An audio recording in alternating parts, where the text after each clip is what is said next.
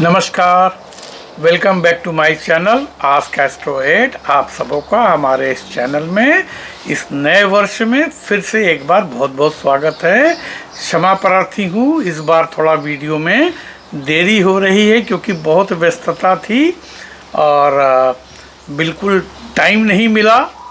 इस वक्त कुछ पूजा पाठ के और रिचुअल्स के भी काम बहुत ज़्यादा थे इस वजह से, लेकिन अब आपको बहुत नियमित रूप से मैं बहुत अच्छी जानकारी इस वर्ष में दूंगा। तो आइए शुरू करते हैं आपसे इस वर्ष के लिए। देखिए 2022 जो है ये बहुत ही महत्वपूर्ण होने जा रहा है।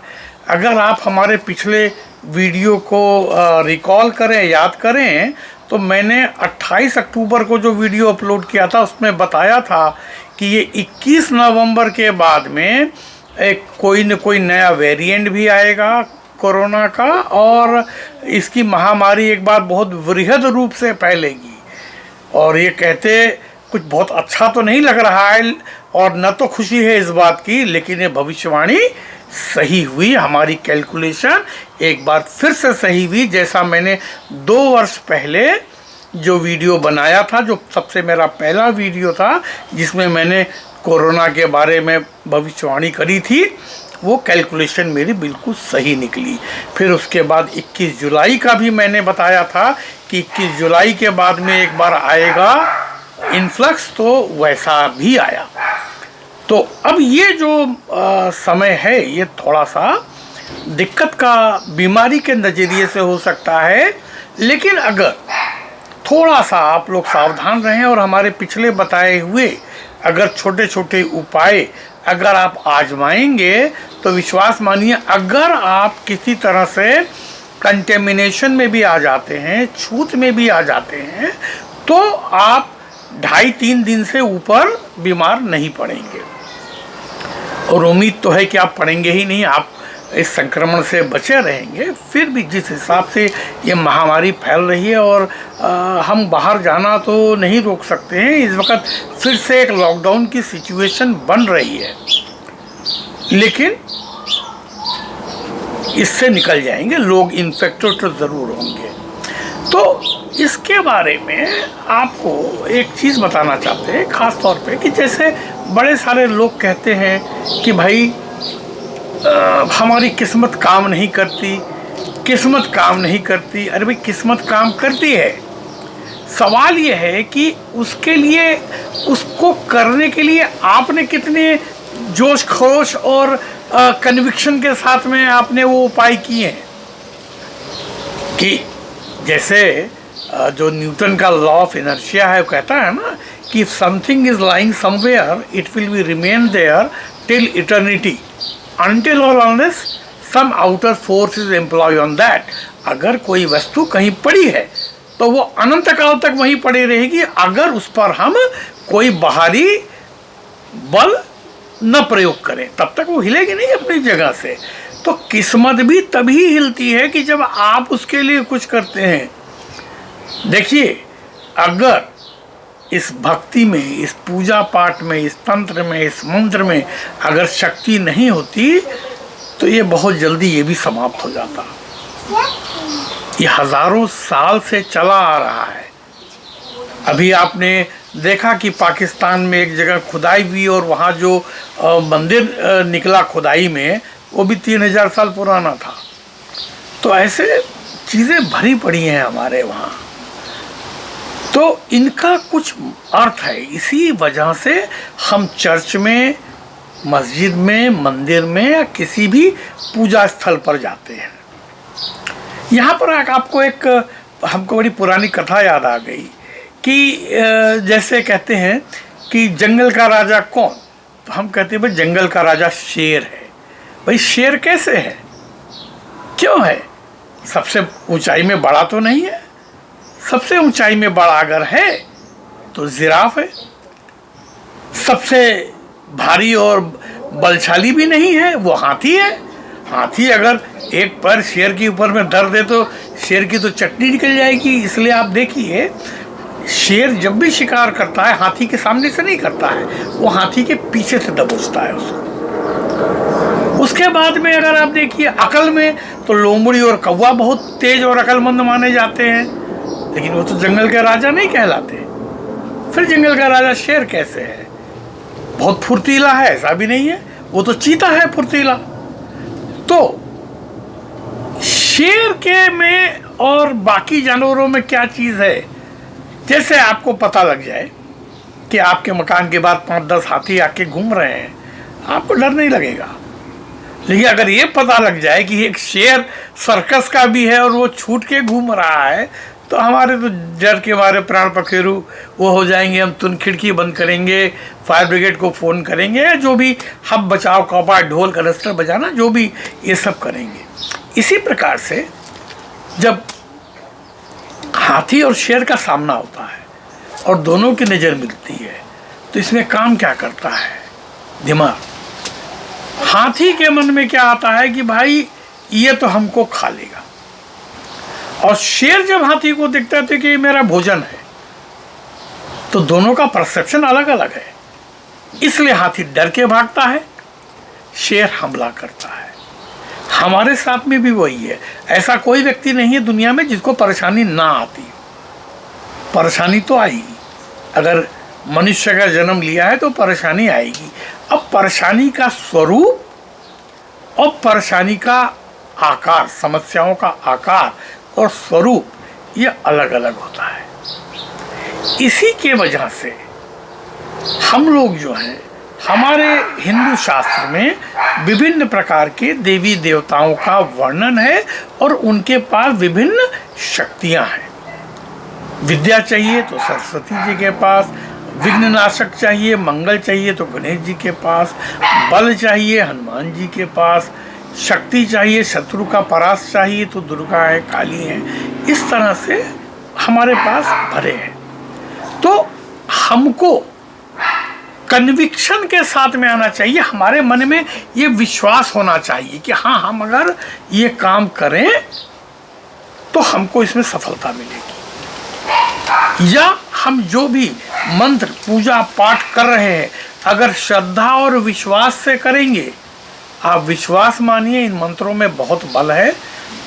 और मैं अभी अगले हफ्ते से जो आने वाली सीरीज़ है, उसमें मैं आपको अलग अलग तरह के अलग अलग प्रभावशाली मंत्रों के बारे में बताऊंगा, जिनका जो है प्रयोग करके हम अपने जीवन में सुख, शांति और संपन्नता ला सकते हैं। आने वाले उसमें हम सबसे पहले एक दारिद्र्य निवारण का एक हम प्रयोग आपको बताएंगे कि वो छोटा सा प्रयोग होता है, वो कैसे करें और क्या करें हम अपने जीवन को और सुखमय। और एक बात याद कीजिएगा, जब सुखमय और ये होता है तो ये हमेशा सब्जेक्टिव होता है।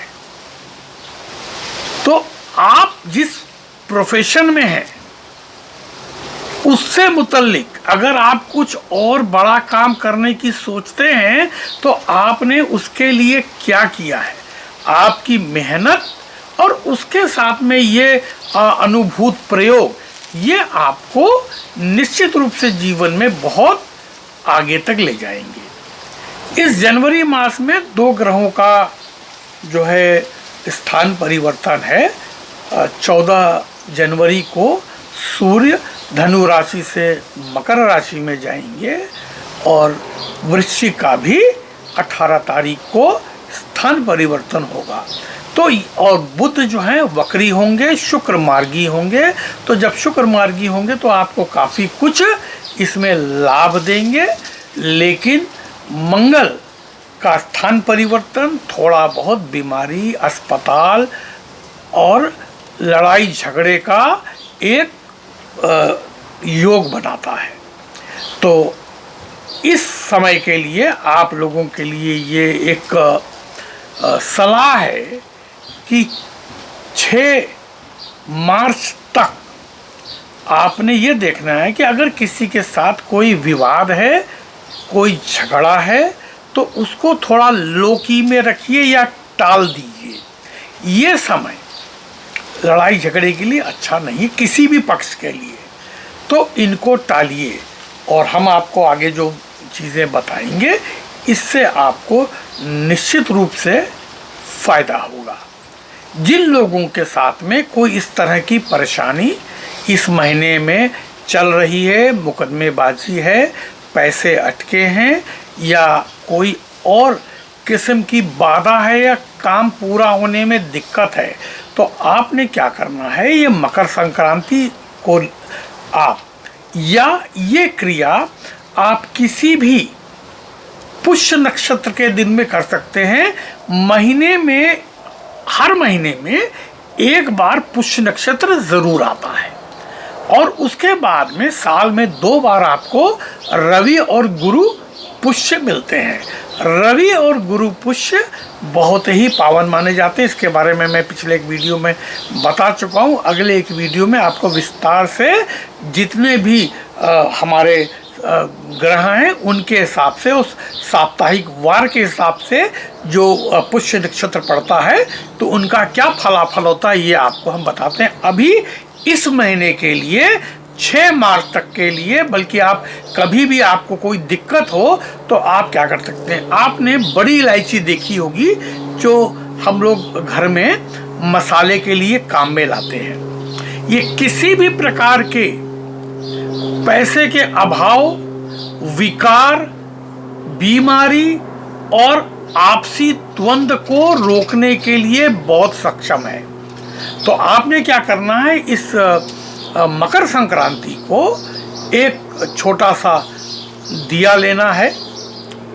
दिए के ऊपर में आपने एक बड़ी इलायची रखनी है बत्ती के साथ में, और उसके ऊपर में एक आपने कपूर रखना है, छोटा सा टुकड़ा कपूर का रखना है, और 2 ड्रॉप सरसों का तेल उसके ऊपर आपको छिड़क देना है।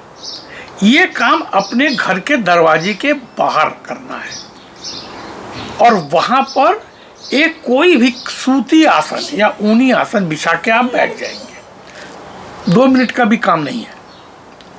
और इतना करने के बाद में, मतलब एक दिया लिया, दिए में एक रुई की बत्ती रखी, उसके ऊपर में जो बड़ी इलायची है वो रख करके उसके ऊपर में कपूर का छोटा सा टुकड़ा रखना है और रख करके 2 बूंद सरसों का तेल उसके ऊपर ऐसे छिड़क देना है और फिर कपूर जला दीजिए और वहाँ पर आसन बिछा के बैठते समय आपका मुंह अपने दरवाजे की ओर होना चाहिए। भूल जाइएगा आपका दरवाजा पूरब की ओर है, पश्चिम की ओर है, उत्तर है, दक्षिण, इससे कोई फर्क नहीं पड़ता है।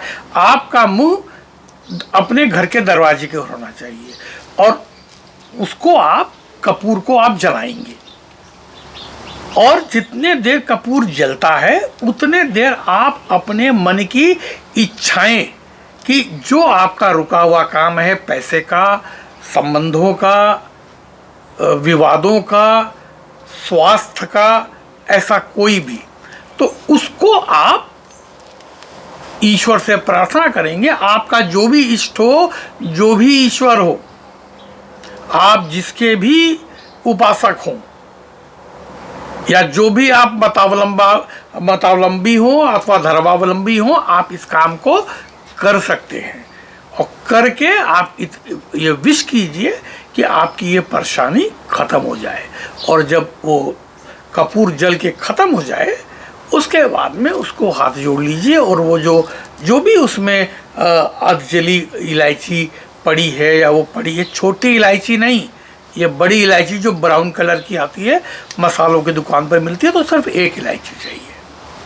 तो ऐसा आप चाहें तो प्रत्येक पुष्य नक्षत्र को माह में 1 बार कर लेने से आप विश्वास मानिए ये पूरे वर्ष आप जो हैं निर्द्वंद और अच्छे रहेंगे और आपके रुके हुए काम होंगे। तो अब मिलते हैं आपको हम अगले किसी एक एपिसोड में कुछ बहुत ही अच्छी जानकारी के साथ में, इस उम्मीद के साथ कि आपका ये नव वर्ष मंगलमय हो, सुखमय हो और बहुत अच्छा बीते, आपको सब तरह के लाभ प्राप्त हो। सुखी रहिए, स्वस्थ रहिए, तब तक के लिए नमस्कार।